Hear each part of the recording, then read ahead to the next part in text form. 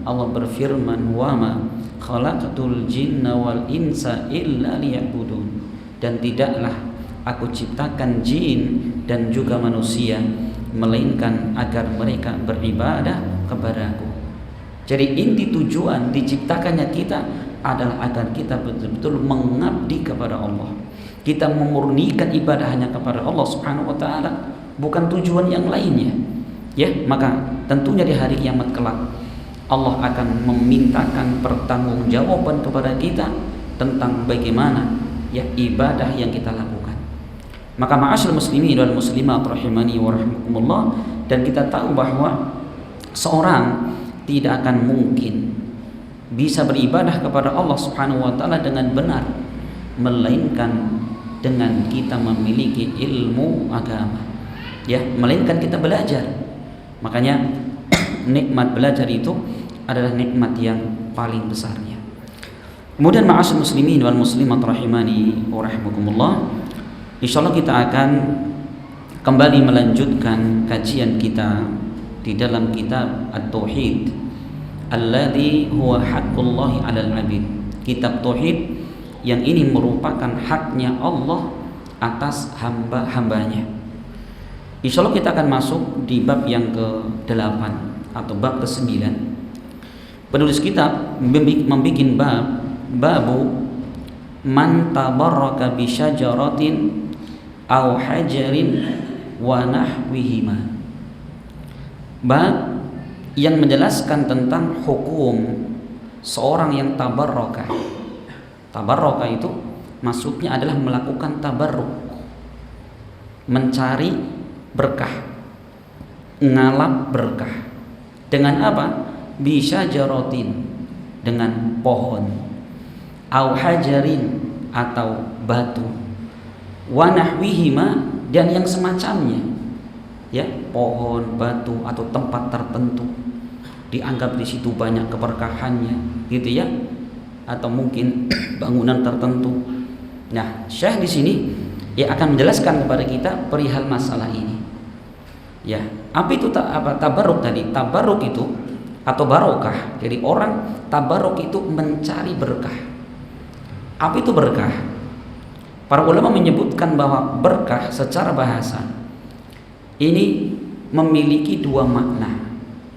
Bisa yang pertama maknanya adalah as-subut wal luzum, yaitu tetapnya sesuatu dan terus menerusnya sesuatu. Ini makna yang pertama. Atau makna yang kedua yaitu an-nama waz ziyadah, sesuatu yang tumbuh berkembang dan bertambah. Itu keberkahan, itu berkah secara bahasa. Gitu ya. Jadi barokah. Adapun kalau dikatakan tabarruk, jadi tabarruk itu kalau kita belajar bahasa Arab itu masdar. Tabarraka ya tabarraku tabarrukan. Itu apa? Ngalap, mencari berkah. Berarti apa? Mencari kebaikan. Maka para ulama menyebutkan tabarruk itu adalah talabul barakah bil qauli awil fi'li awil bil i'tiqad. Yaitu seorang yang mencari berkah baik dengan ucapan atau perbuatan atau dengan keyakinan. Gitu ya. Jadi Bapak sekalian, bahwa di dalam Islam memang ada sesuatu yang dikatakan berkah. Ada tempat yang dikatakan berkah. Ada waktu yang dikatakan berkah. Di antara perkara yang paling berkah dalam Islam adalah Al-Quran. Al-Quran itu adalah apa? Itu kitab yang paling berberkah. Saking banyaknya keberkahan, banyaknya kebaikan di dalamnya, Allah akan memberikan pahala bagi pembacanya. Gitu ya. Diberikan pahala per huruf, siapkan pahala per ayat. Dalam hadis diriwayatkan Imam Tirmidzi datang dari sahabat Abdullah ibnu Mas'ud, dikatakan di sana Rasul bersabda, "Man qara'a harfan min kitabillah falahu hasanah wal hasanatu bi asyri amsalihha la aqulu alif lam mim harfun walakin alif harfun lam harfun mim harfun." Kata Rasul sallallahu alaihi wasallam, barang siapa yang membaca satu huruf saja dari Al-Quran, dia mendapatkan satu pahala. Satu pahala ini akan dilipatkan menjadi 10 kali lipat. Coba, ini berkahnya Al-Quran. Dan kata Rasul, aku tidak mengatakan alif lam mim itu satu huruf, tidak. Alif satu huruf sendiri, lam satu huruf sendiri, mim satu huruf sendiri. Coba kita baca alif lam mim, berapa pahala? Antara 3 sampai 30 pahala kita dapatkan. Ini keberkahan Al-Quran. Bahkan Allah juga siapkan pahala per ayatnya. Sampai Rasul pernah mengatakan kepada para sahabat, afala takhdu ilal masjid fataqra'a ayataini min kitabillah fahuwa khairun min naqatain wa thalathatu ayat khairun min thalathin naqat, kata Rasul. Kenapa kalian tidak bersegera datang ke masjid untuk bisa membaca Al-Quran barang 2 ayat? Karena 2 ayat yang kalian baca itu lebih baik daripada kalian memiliki 2 ekor unta. Insyaallah Pak, 2 ayat. Qul huwallahu ahad, Allahu somad, 2 ayat. Rasul mengatakan 2 ayat yang kita baca itu lebih baik daripada apa? Memiliki 2 unta. Kalau 1 unta harganya berapa Pak? Berapa Pak Yusuf? 20 juta dapat 20 juta. 25 besar lagi ya. 25 juta 1 ekor. Kalau 2 50 juta Pak.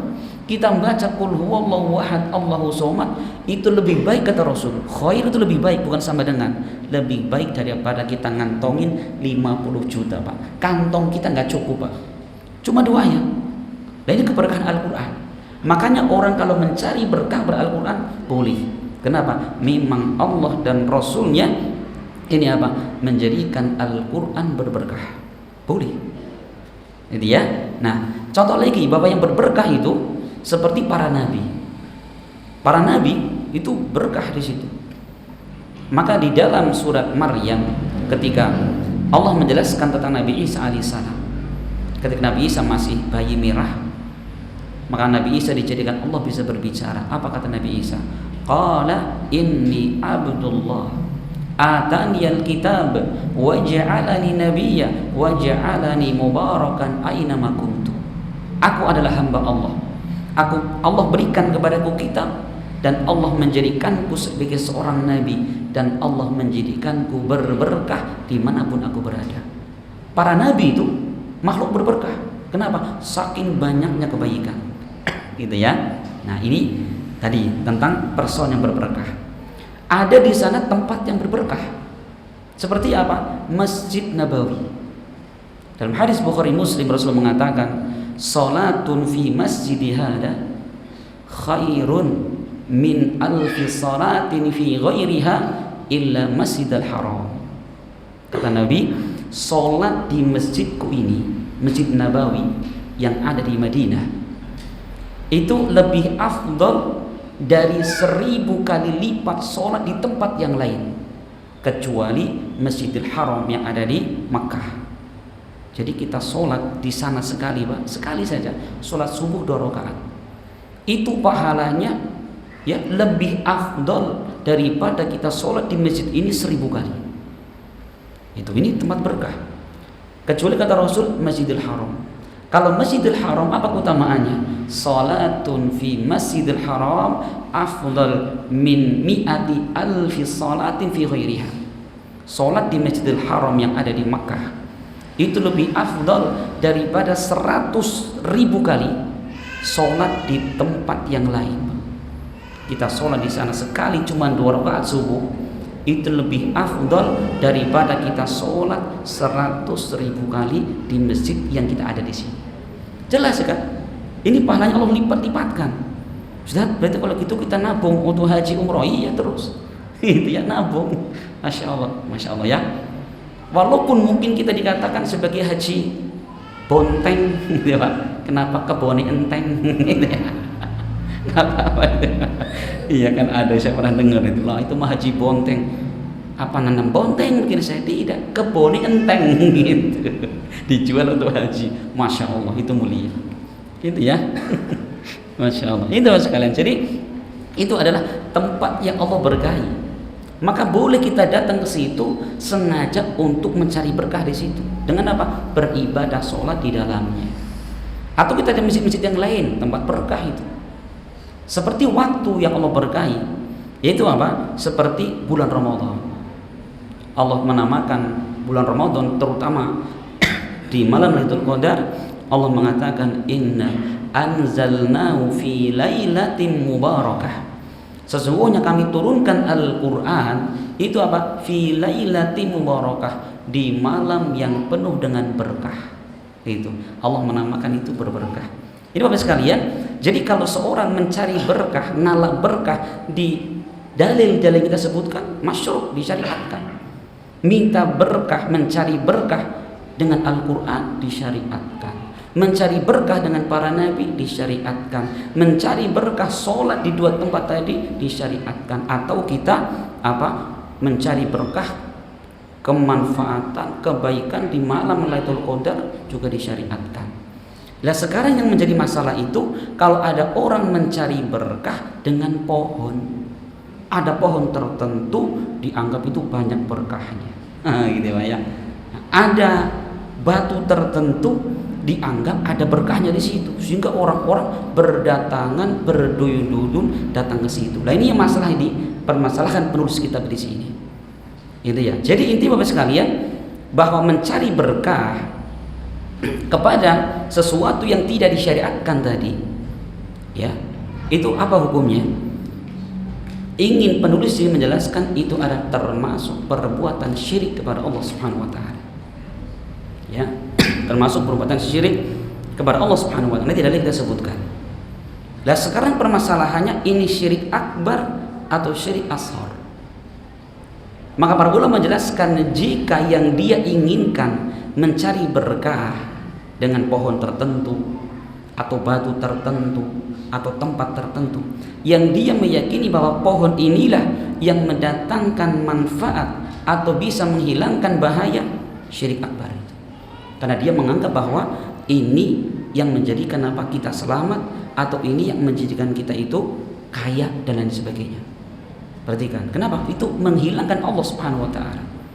Adapun kalau dia meyakini bahwa yang memberi manfaat, kebaikan yang bisa menyelamatkan kita dari bahaya Allah Subhanahu wa taala cuma dengan sebab misalkan pohon ini, itu juga termasuk syirik, cuma apa? Syirik ashar. Ini kembali kepada kaidah yang sering kita ingatkan di sini, yaitu kaidah ketika kita mencari sebab. Mencari sebab. Ya pohon sekarang, pohon di situ secara syariat misalkan pohon apalah beringin atau apa ya. Secara syariat tidak ada keterangan ini pohon berberkah. Kan gitu. Secara akal manusia nggak pernah mendatangkan kemanfaatan. Maka perhatikan, ketika tidak terpenuhi dua syarat ini, cukuplah itu dikatakan sebagai perbuatan syirik kepada Allah. Sekarang mana dalilnya? Ini yang paling penting Bapak sekalian. Maka penulis kitab di sini beliau hanya menyebutkan 2 ayat dan 1 hadis. Beliau mengatakan ya, penulis kitab mengatakan wa qaulullahi ta'ala, dan firman Allah taala yang terdapat di dalam surat An-Najm ayat 19 sampai 23. Tapi kita akan potong saja. Allah berfirman, afara'aitumul lata wal uzza wa manata tsalitsatal ukhra alakumuz zakaru wa lahul unsa tilka idzan qismatun dhiza. Allah mengatakan, afara'aitum, apa pendapat kalian tentang Lata? Nanti kita jelaskan apa itu Lata, wal uzza wa manat tsalitsatal ukhra, dan 3 yang lain. Jadi di situ Allah menyebutkan ada 3, yaitu Allah menanyakan, apakah kalian mendapati pada Lata, Uzza dan Manat itu bisa mendatangkan manfaat atau menolak mandorot, gitu ya. Nah sekarang apa itu Lata? Lata itu apa? Lata dikatakan pensyarah di sini dan dibaca oleh jumhur ulama. Jadi cara membaca itu afara'aitumul Lata, taknya tidak ditasydid. Jadi di dalam qiraah itu ada 2. Bisa dibaca afara'aitumul Lata atau afara'aitumul Lata, tasydid taknya di situ. Beda bacaan, beda arti. Tapi kedua riwayat ini dibenarkan. Ada datang dengan lafaz Al-Lata tanpa tasydid, ada yang pakai tasydid. Kalau yang tanpa tasydid Lata, dan ini adalah qiraahnya jumhur. Apa mananya? Ini sebagaimana dikatakan oleh ditafsirkan oleh Abdullah ibn Abbas, yaitu dengan tanpa tasydid. Siapa itu Lata? Lata dikatakan Al-Imam Ibnu Katsir dalam tafsirnya lebih lengkap. Ini ada di tafsir beliau di jilid yang keempat halaman 254. Ya, beda-beda cetakan ya. Jilid 4 halaman 254. Ibnu Katsir mengatakan siapa itu Lata?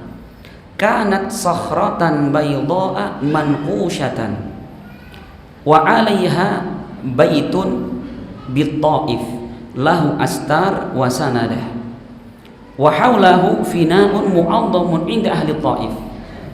Kata Ibnu Katsir, Lata adalah sohroh, batu putih yang manqusyah, yang diukir. Jadi batu ya, kemudian di situ diukir, digambar batu. 'Alaiha baitun, di atas batu ini ya, jadi batu besar itu diukir di situ. Di atasnya ada rumah, ada gubuk kalau bahasa kita. Kemudian lahu astar, kemudian ada tiri-tirinya. Ya. Dan di luarnya itu ada halaman, ada terasnya itu. Dan apa? Si batu ini adalah batu yang diagungkan oleh penduduk Taif. Ini perhatikan, Pak. Jadi orang-orang Taif ketika mereka mencari keberkahan ke situ, datangnya ke batu itu, Pak. Nah, makanya Rasul Shallallahu Alaihi Wasallam ketika melakukan Fatu Makkah, apa? Rasul memerintahkan kepada Mughirah bin Syu'bah untuk apa? Untuk menghancurkan bangunan tersebut dan memerintahkan membakar bangunan itu. Ini padahal apa ini? Tempat yang dikeramatkan orang-orang Taif.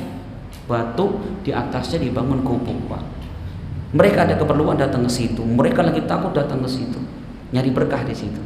Berarti kan Bapak sekalian, Allah Subhanahu wa taala menyebutkan ayat ini, menyebutkan tentang batu ini dengan apa? Kalimat Lata. Itu kalau maknanya adalah Lata tanpa ditasydid. Tapi kalau Lata ditasydid itu adalah apa? Itu adalah patung yang itu adalah penggambaran orang soleh di zaman Nabi Nuh alaihissalam. Jadi dari Lata Yalutu, yaitu seorang lelaki soleh yang kerjaan dia itu apa? Ngadon kue di musim haji.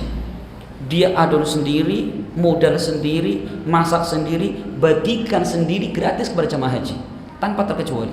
Selama persediaan masih ada, gratis. Itu setiap tahun. Maka orang-orang setelahnya itu melihat solehnya orang ini, mereka betul-betul mengagungkan. Akhirnya lama-lama apa? Dibikin patung. Tidak disembah. Begitu generasi ini hilang dan ilmu dilupakan, baru kemudian patung Lata itu disembah-sembah. Ini bagaimana licik dan cerdiknya setan. Ketika menyesatkan manusia tidak sekaligus, tapi bertahap. Maka Allah ketika menyebutkan godaan setan itu apa? Wala tattabi'u khutuwati syaitan. Janganlah kalian mengikuti langkah-langkah setan. Perhatikan, karena setan itu ketika menyesatkan manusia pakai langkah, pakai trik. Bukan satu langkah saja, tidak. Satu langkah tidak bisa, cari langkah lain. Saya rong kanan, saya nong kiri, itu sampai tujuannya tercapai. Itu iblis, setan itu. Nah ini Bapak sekalian, ini tentang Lata. Ternyata apa? Rasul Shallallahu Alaihi Wasallam memerintahkan Mughirah bin Syu'bah untuk menghancurkan apa? Lata tadi, batu besar yang diagung-agungkan, dianggap keramat, dianggap berberkah orang-orang Taif. Rasul hancurkan. Itu Lata. Yang kedua, wal Uzza. Adapun Uzza dikatakan Al-Imam Ibnu Jarir Al-Tabari di dalam tafsirnya lebih lengkap ya. Bisa dilihat dalam tafsir At-Tabari, belum mengatakan Al-Uzza itu kanat syajaratan alaiha bina'un wa astar binakhlah baina Makkah wa Taif. Jadi kalau Uzza itu kata Ibnu Jarir At-Tabari itu adalah syajar, pohon besar, nggak tahu pohon apa ya. Kemudian di atasnya itu ada bangunan rumah atau gubuk. Wa astar, ya, kemudian ada tiri-tirinya, ya, baina Makkah wa Taif. Ini letaknya antara kota Mekah dan Taif. Mekah, Taif di tengah-tengah di situ. Kanat Quraisy yu'azzimunaha. Orang-orang Quraisy mereka mengagungkan ini, pohon ini. Ya, sampai ketika Abu Sufyan masih musyrik di dalam perang Uhud, ini Abu Sufyan, Khalid bin Walid, ya, itu dulunya apa? Itu ikut pimpinan musyrikin. Gitu ya. Makanya Abu Sufyan itu ketika merasa pedenya bahwa kami itu punya pelindung, apa kata Abu Sufyan? Dia mengatakan lanal uzza wala uzza lakum. Kami ini punya backing Uzza, kalian nggak punya Uzza. Gitu jawab mereka. Ini saking pedenya Abu Sufyan. Bagaimana orang musyrik itu menggantungkan hati mereka pada Uzza. Oh gitu Pak. Pedenya bilang, oh tenang, kita punya Uzza yang nolong kami. Coba, yang berikan kemenangan kepada kami. Kalian nggak punya. Maka Rasul memerintahkan para sahabat bilang, jawab mereka, qulu Allahu maulana wala maula lakum. Allah pelindung kami, kalian tidak punya pelindung. Gitu, jangan kalah Rasulullah. Ini saking pedenya orang-orang Quraisy, musyrik Quraisy dengan apa? Dengan Uzza tadi. Apa tadi Uzza? Pohon besar. Di atasnya ada apa tadi? Bangunan gubuk. Sangar kayak Tarsan nih Pak ya. Jadi kita gambarin Tarsan itu. Pohon besar, ada bangunan di atasnya. Lah, ternyata Bapak sekalian bahwa kenapa orang-orang musyrik itu betul-betul mengagungkan tempat itu? Ternyata di pohon Uzza itu, itu ada jin. Setiap kali ada orang datang ke situ, ada perlu hajat, itu ada yang jawab, ini pohon sakti. Gitu ya. Jadi datang ke situ, Mbah, saya perlu. Ada yang jawab, perlu opole. Gitu. Pengen bojo. Atau usaha nggak maju-maju, kempis-kempis gambar berkembang, butuh apa li? Pin usahanya berkembang, udah besok bawa ini gitu ya. Ini jadi orang semakin percaya, ini pohon sakti betul-betul itu. Ini pohon berkah ini kata mereka. Makanya bertambah hari tambah apa? Banyak pengunjungnya. Mungkin kalau sekarang parkirnya tidak berduit banyak, kalau zaman sekarang gitu ya. Masya Allah. Ternyata Bapak sekalian, ketika Rasul melakukan Fatu Makkah, perhatikan, Rasul memerintahkan Khalid bin Walid. Nah, kalau Fatu Makkah, Khalid bin Walid sudah masuk Islam. Khalid bin Walid diperintahkan Nabi untuk apa? Untuk mendatangi pohon tadi. Ya. Dan ternyata bahwa di Uzza itu, di pohon itu terdapat ada 3 paku. Jadi bangunan itu 3 paku. Mungkin kalau saya bayangkan itu sepertinya bangunannya itu segitiga, dipaku gitu ya. Kemudian apa? Faqata'a as-samurat. Khalid bin Walid motong paku-paku yang ada. Ya, sudah kemudian apa? Dihancurkan. Kemudian setelah menghancurkan rumah di situ, kemudian Khalid bin Walid pulang bertemu Nabi. Apa kata Nabi? Irji fa innaka lam tasna syai'an. Khalid, kamu balik lagi. Kamu belum melakukan apa-apa. Tuh, padahal sudah menghancurkan pakunya tadi, bangunannya sudah hancur.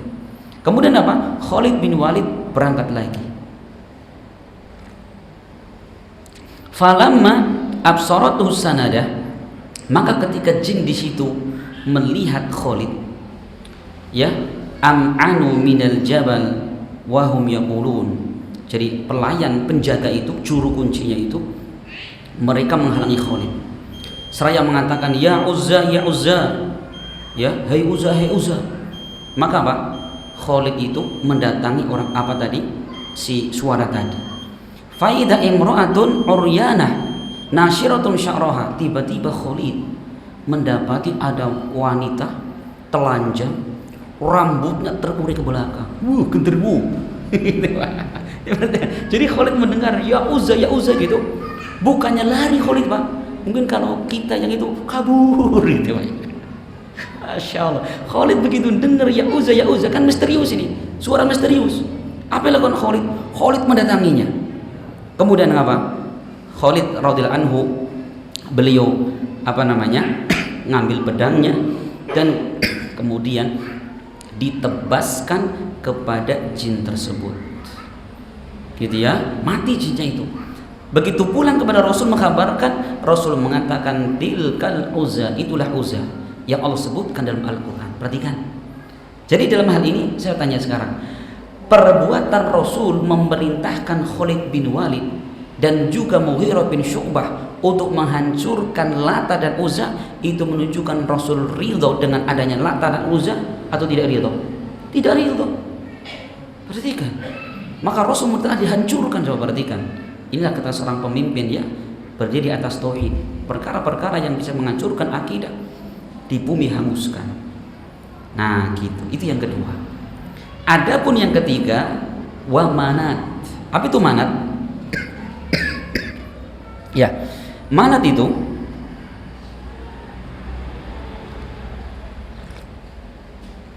yaitu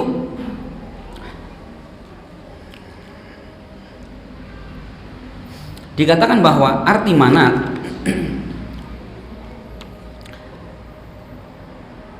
yaitu berada di daerah Al-Musalsal inda Qudayd, ya, di Bani Qudayd yang berada di antara Mekah dan Madinah. Wa kanat Khuza'ah wal Aus wal Khazraj yu'azzimunaha. Orang-orang Bani Khuza'ah, Bani Aus, Bani Khazraj, mereka mengagungkan manat ini. Bahkan mereka ketika haji, mereka melakukan tahallul di situ. Ya. Iya. Kemudian bahwa kenapa dikatakan manat? Manat itu adalah patung, Pak. Bentuknya patung. Dari yang pertama bentuknya adalah batu, yang kedua Uzza adalah pohon, yang ketiga bentuknya patung. Ya, patung itu kenapa dikatakan manat? Bisa mananya karena itu mereka bentuk dari nama Allah Al-Aziz. Coba, ini kurang ajar orang musyrik ya. Nama Allah Al-Aziz dijadikan sebagai nama Tuhan mereka. Atau Uzza tadi. Atau mana yang kedua bahwa Manan ya, Manan itu karena saking banyaknya di situ apa? Dialirkan darah. Jadi orang-orang musyrik saat itu ketika mereka mencari berkah kepada patung tadi, caranya bagaimana? Mereka mengalirkan darah dengan apa? Memotong hewan kurban untuk takarrub mencari berkah kepada patung tadi. Coba perhatikan, lengkap kan? Maka Rasulullah SAW ini dikatakan oleh Aisyah ketika menjelaskan tentang manat ini, beliau mengatakan innaha sonam baina Makkah wal Madinah. Jadi manat adalah apa? Patung yang berada di Mekah dan Madinah. Coba perhatikan. Lah, Al-Imam Ibnu Hisham dalam sirahnya beliau mengatakan fa ba'atha Rasulullah Aliyan fahadamaha amal fathi. Maka Rasul mengutus Ali bin Abi Thalib di Fatu Mekah untuk menghancurkan manat ini. Perhatikan, Pak. Jadi Rasul ketika datang ke Mekah, Fatu Mekah itu, Rasul tahu ini ada 3 sesembahan orang musyrik yang paling besar. Yaitu tadi apa? Lata, itu bentuknya adalah batu, Uzza pohon, dan yang ketiga adalah apa? Manat, patung. Maka Rasul saat Fatu Mekah itu ngutus yang pertama Mughirah bin Syu'bah untuk mendatangi Lata, kemudian Khalid bin Walid untuk mendatangi Uzza, dan mengutus Ali bin Abi Thalib untuk mendatangi apa tadi? Manat. Apa tugas mereka? Menghancurkan itu semua. Masya Allah ya. Ini Bapak sekalian. Maka dalam ayat yang mulia ini yang dapat kita ambil bahwa peribadahan orang-orang musyrik terhadap batu, pohon, ataukah patung, mereka adalah dalam rangka mencari keberkahan dari perkara yang saya sebutkan tadi. Berarti apa? Mengalap berkah itu salah satu bentuk ibadah. Perhatikan ya, salah satu bentuk ibadah yang dilakukan orang-orang musyrik. Ini Bapak sekalian. Ya. Berarti kalau gitu nggak boleh ngalap berkah kepada, ya nggak boleh tadi. Kalau perkara-perkara misalkan pohon yang tidak tahu asal usulnya, atau kepada batu yang dianggap angker, ngalap berkah tidak boleh di situ. Wallahu a'lam bishawab. Monggo kita adzan dulu dan insyaallah kita akan lanjutkan setelah adzan nanti.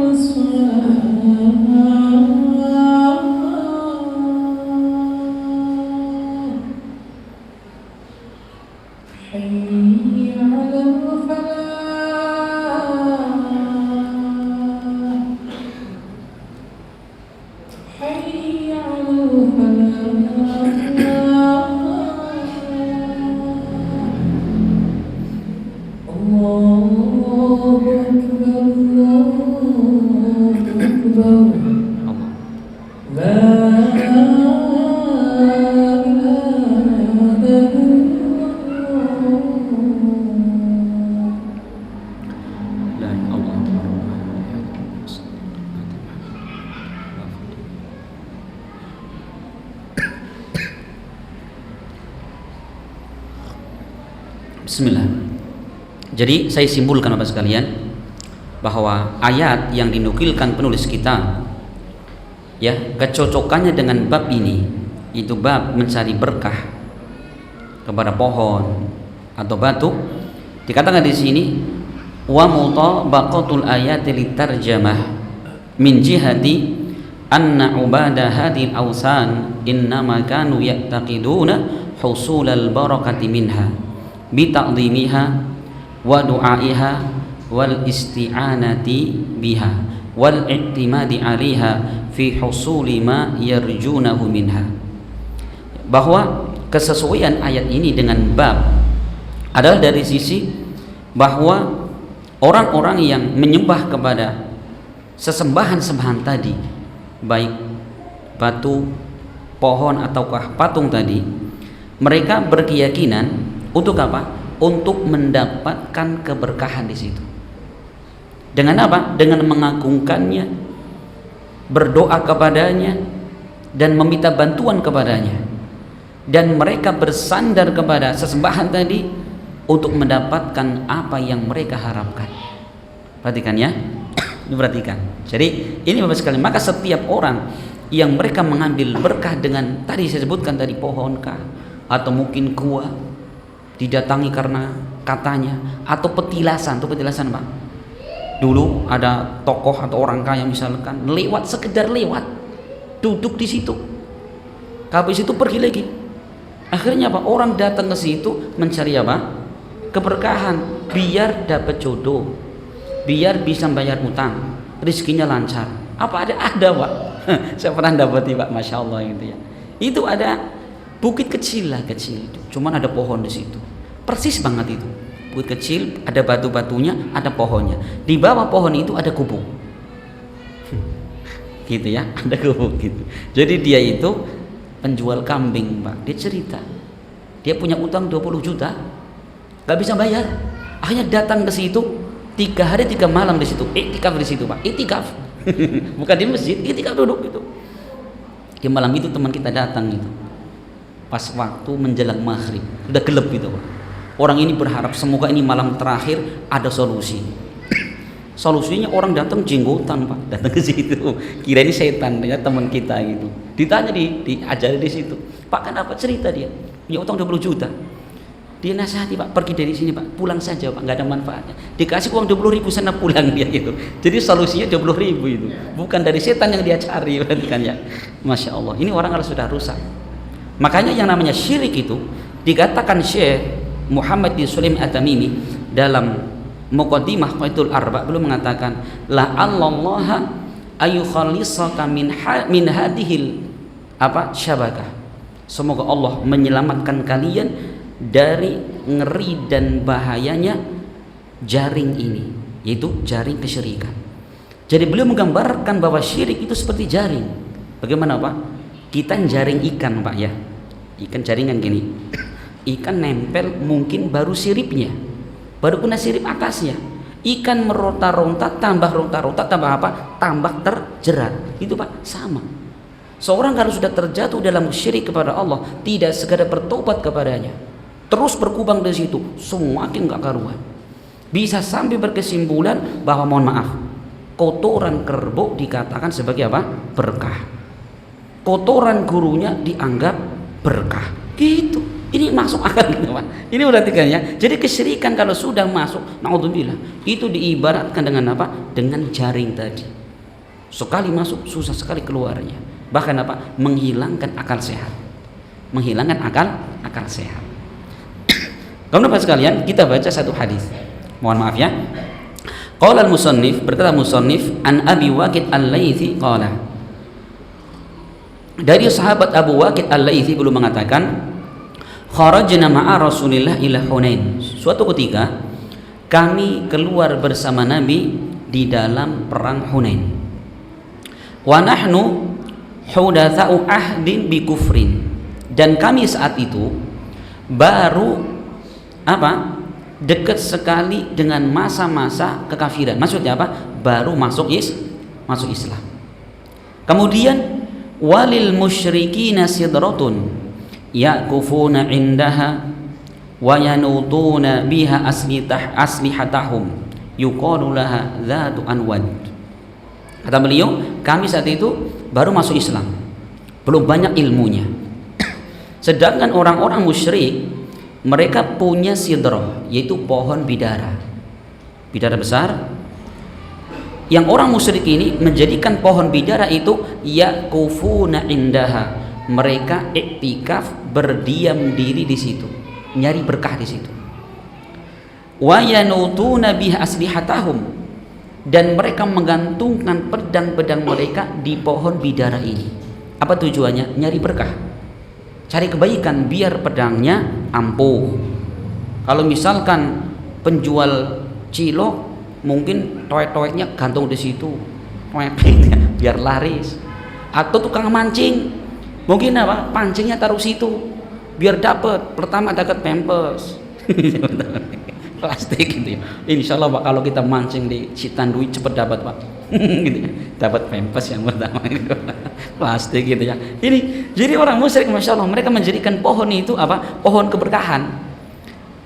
Senjata mereka taruh di situ. Gitu ya. Yuqalu laha dzatu anwad. Dan orang-orang musyrik itu menamakan pohon itu sebagai dzatu anwad. Kemudian kata Abu Waqid, famararna bi sidratin, maka kami pun suatu ketika melewati satu pohon bidara. Faqulna, maka kami katakan, ya Rasulullah, ij'al lana dzata anwatin kama lahum dzatu anwat. Ya Rasul, tolong bikinkan untuk kami pohon keberkahan tadi, ya, pohon yang bisa kita gantungkan pedang-pedang. Sebagaimana orang-orang musyrik, mereka juga punya pohon keberkahan. Coba perhatikan Bapak sekalian. Ucapan para sahabat, terutama Abu Bakar Al-Laythi, kapan terjadi? Ketika beliau masuk Islam dan belum lama waktunya. Apa yang kita ambil di situ? Ini menunjukkan bahwa orang yang dia ya baru masuk Islam atau baru hijrah dari masa lalu gelap, hidup penuh klinik dengan kesyirikan, itu harusnya PR kita lebih berat lagi. Untuk apa? Betul-betul kita belajar tauhid yang benar agar kemudian akidah kita terbimbing. Karena Bapak sekalian, kita kalau tidak betul-betul belajar, yang namanya kesyirikan itu samar sekali. Bisa-bisa kita melakukan kesyirikan, mengucapkan kesyirikan tanpa kita sadari. Kan gitu. Sampai Abdullah ibnu Abbas mengatakan, beliau mengatakan asyirku akhfa min dabi min naml. Ya, ala sahratin fi lailatin. Beliau mengatakan syirik itu lebih samar daripada gerakan semut kecil ya di atas batu hitam di tengah malam yang gelap gulita. Coba Pak, itu digambarkan Abdullah ibn Abbas, syirik itu sangat samar. Maka tidak ada seorang pun yang merasa aman dari syirik melainkan orang yang tidak tahu ya tentang hakikat bagaimana dahsyatnya syirik. Nabi Ibrahim alaihissalam pun takut kepada Allah, sehingga beliau berdoa, wajnubni wa baniya an na'budal asnam. Ya Allah, jauhkanlah aku dan anak keturunanku dari menyembah berhala. Ibrahim alaihissalam ya manusia yang luar biasa, tapi apa? Insyaallah beliau berlindung kepada Allah dari perbuatan syirik. Ya, bagaimana dengan kita? Kita seberapa perjuangan kepada tauhid? Kecil sekali kita. Ibrahim alaihissalam dijadikan sebagai Khalilur Rahman, kekasih Allah. Allah jadikan sebagai utusan yang paling mulianya. Bahkan seluruh para nabi adalah keturunan beliau. Itu saja beliau apa? Mengkhawatirkan diri dan keluarganya dari syirik kepada Allah. Gitu Pak. Makanya teman sekalian, hendaklah setiap kita ini merasa butuh untuk mempelajari tauhid seperti ini. Agar apa? Jangan sampai kemudian kita apa? Terjerumus. Makanya Rasul mengajarkan kepada kita doa agar apa? Kita dijauhkan dari syirik. Apa kata Rasul?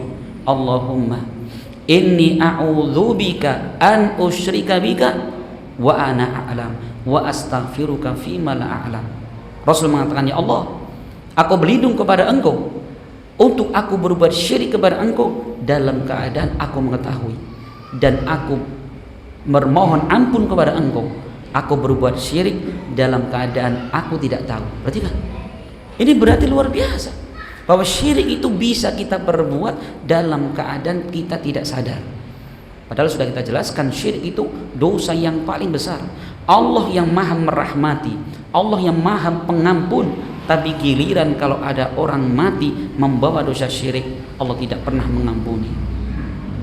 Ya, Allah adalah zat yang maha senang ketika hamba berbuat amal soleh, tapi kapan seorang berbuat syirik kepada Allah, Allah janjikan semua amal terhapus. Ini Pak, ya. Nah ini perhatikan.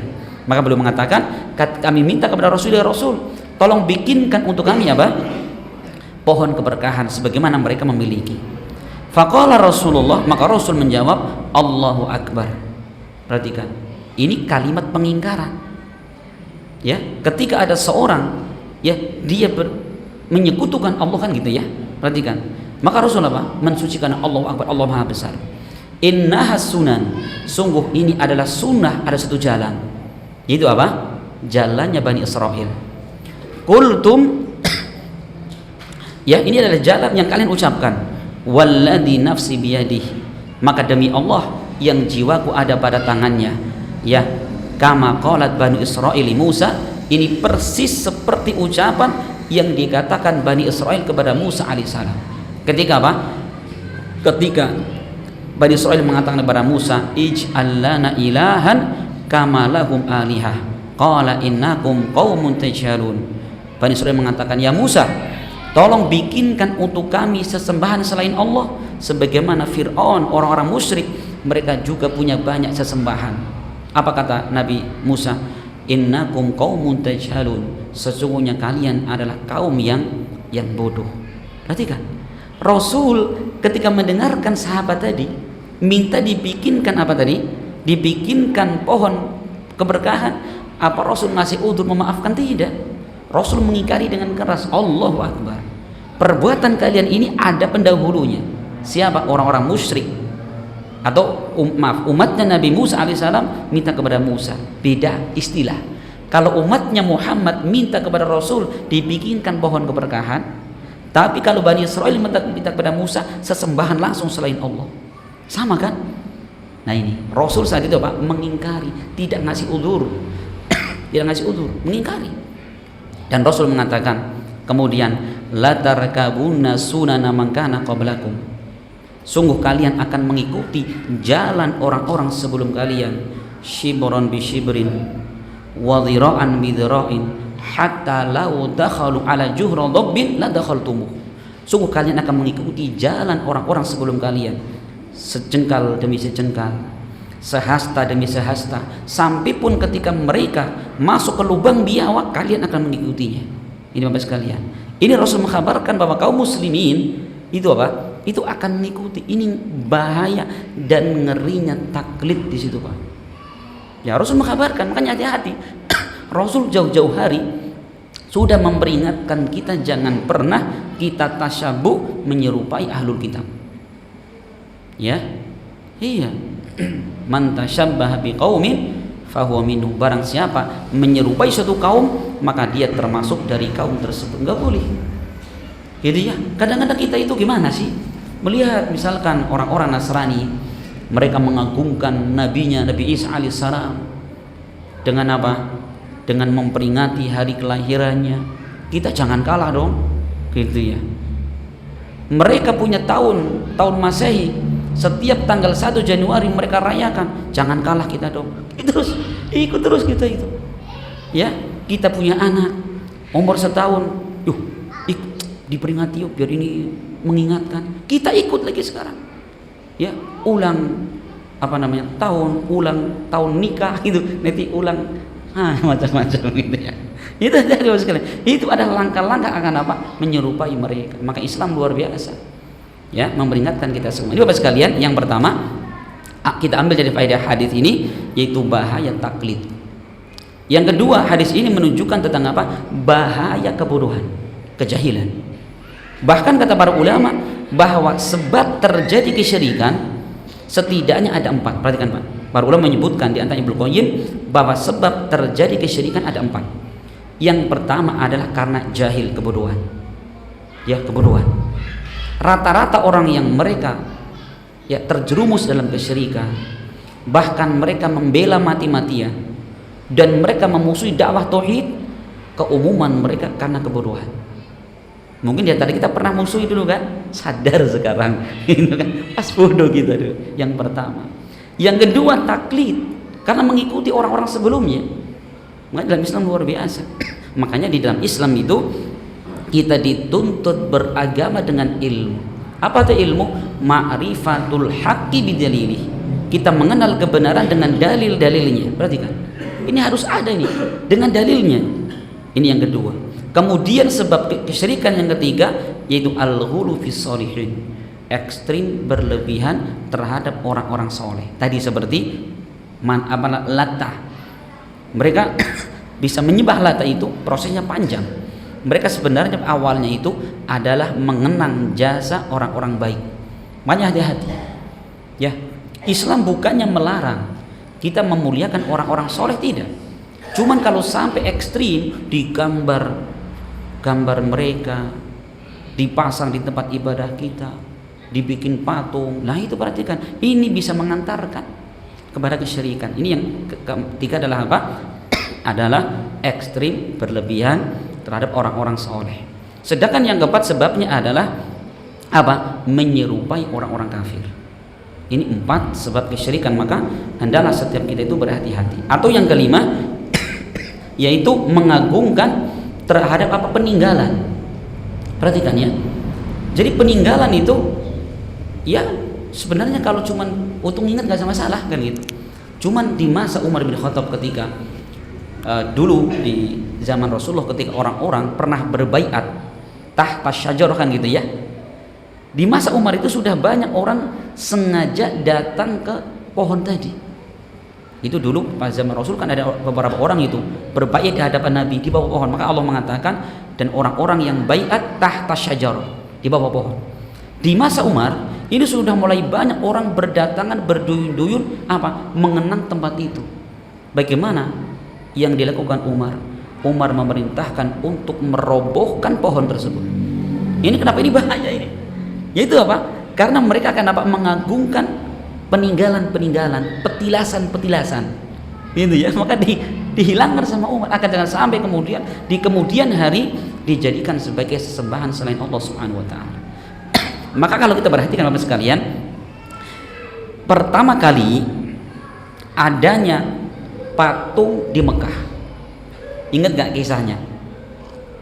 Kapan pertama kali terjadi kesyirikan di kota Mekah? Ada seorang yang bernama Amr bin Luhai. Dia termasuk tokoh agama, orang yang baik akhlaknya, orang yang dipuji-puji. Ini tapi nggak punya ilmu yang baik. Ketika Amr bin Luhai dia safar ke Syam, ternyata dia melihat penduduk Syam mereka punya banyak sesembahan dan menganggap bahwa ini baik, ini kalau kita bisa lestarikan budaya ini ke Mekah bagus. Akhirnya Amr bin Luhai dia tidur dan bermimpi. Mimpinya ditujukan setan bahwa salah satu patung ya orang soleh di zaman Nabi Nuh itu tertimbun di salah satu tempat yang ada di Syam tadi. Keesokan harinya digali. Itu setan nunjukin. Begitu digali, kemudian langsung beliau bersihin dan dibawa ke Mekah. Akhirnya dipasang di depan Ka'bah.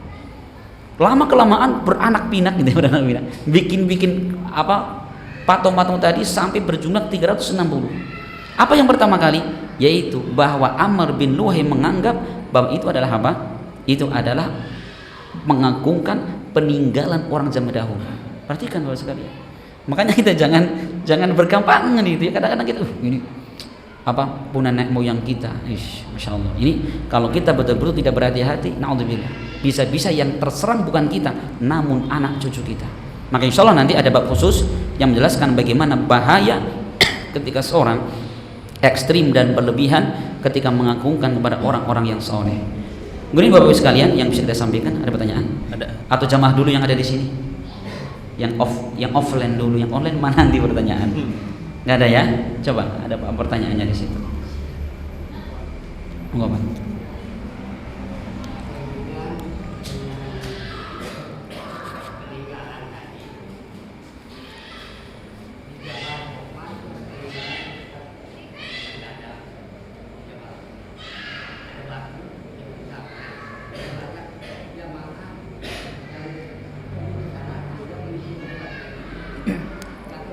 Batu apa, Pak? Batu apa? Tadi batu di Mekah. Jabal Rahmah.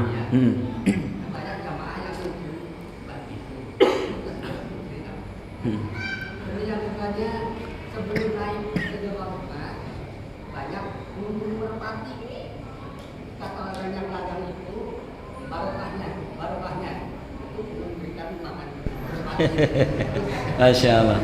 Yang pertama, banyak orang yang mereka ngelus-ngelus batu di Jabal Rahmah, gitu ya. Bahkan bukan hanya itu, mereka nitip foto, Pak. Ini nitip foto di situ, karena mereka anggapan itu Jabal Rahmah itu adalah pertemuan Adam dan Hawa. Jadi dikatakan sebagai batu kasih sayang. Biar cepat dapat jodoh, kirim nitip foto di situ lah itu. Yang jomblo-jomblo, yang duda-duda tua di situ. Masya Allah, ini termasuk nggak boleh. Makanya kalau kita lihat coba ya, polisi di sana kan mengingatkan nggak boleh, haram kan gitu, nggak boleh gitu ya. Ini nggak boleh, Pak ya, nggak boleh gitu. Kecuali Umar bin Khattab saja, beliau pernah mengatakan ketika beliau mencium Hajar Aswad, kan Rasul menyunahkan gitu ya. Rasul mengatakan, wallahi demi Allah, inni a'lamu annaka hajarun la tadur wa la tanfa walaula anni ra'aitu Rasulullah yaf'al ma yuqabiluk. Orang mengatakan, wahai batu Hajar Aswad, saya tahu kamu itu batu, nggak ngasih manfaat, tidak menghilangkan bahaya. Andaikan aku tidak melihat Rasul melakukan, aku nggak akan cium kamu. Itu kata. Padahal itu apa? Hajar Aswad adalah batu surga. Itu saja Umar mengatakan gitu. Andaikan aku tidak melihat Rasul melakukan, nggak akan saya lakukan itu. Cuman apa? Saya iktidaan bi Rasulillah, begitu Rasulullah. Gitu ya. Makanya nanti lama-lama nanti ada batu belakang rumah kita dicium-cium Pak, gitu ya. Gitu. Enggak boleh seperti itu. Adapun yang kedua, ngasih makan burung merpati berkah. Iya, kita ngasih makan burung, ngasih rezeki mereka, ya selalu berkah, dapat pahala gitu loh Pak maksudnya ya. Iya, kita ngasih makan burung dapat pahala. Bahkan kata Rasulullah, andaikan kita nanam padi misalkan, dimakan burung dan kita ikhlas, itu sedekah kita untuk mereka, kita dapat pahala Pak.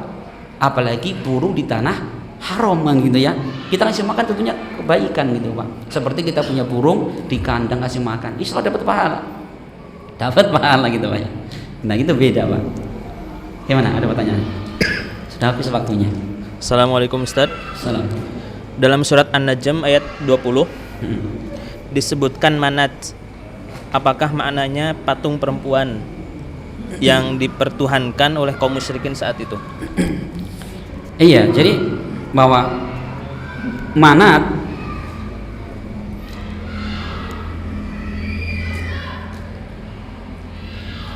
di situ disebutkan tadi ayat berikut dengan alakumuz zakaru walahul unsa.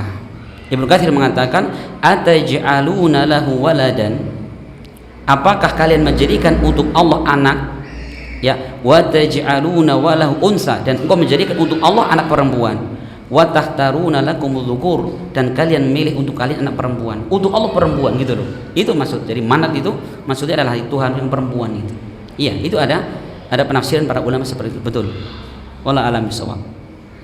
Habis ya?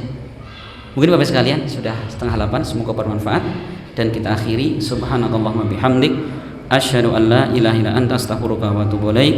Assalamualaikum warahmatullahi wabarakatuh.